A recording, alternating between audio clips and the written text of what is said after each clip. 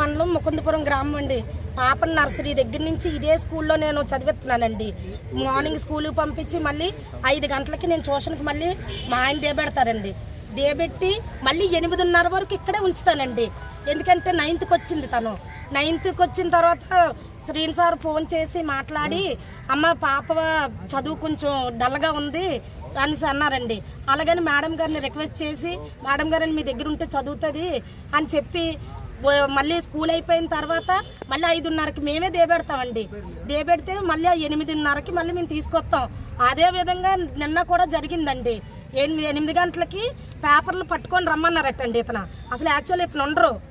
పేపర్లు పట్టుకొని రామ్మ రూమ్ దగ్గరికి అన్నారట. అంటే వెళ్ళిందట. వెళ్ళగానే డోర్ వేసి నోరు మూసేసారటండి. నోరు మూసిస్తే పిల్లకి బ్రీతింగ్ అందలేదు. ఫిట్స్ లాగా వచ్చింది. ఫిట్స్ లాగా రాగానే మరి ఆ గెడ ఊపిరాడకుండా తీసింది. తీసి వీళ్ళు ఫోన్ చేశారండి. ఫోన్ చేసేటానికి పిల్ల పరిస్థితి ఎలాగుందో తెలుసా అండి? చచ్చిపోద్దేమో అనుకున్నాం. అలా తీసుకెళ్ళాము. మరి ఎవరిదండి బాధ్యత?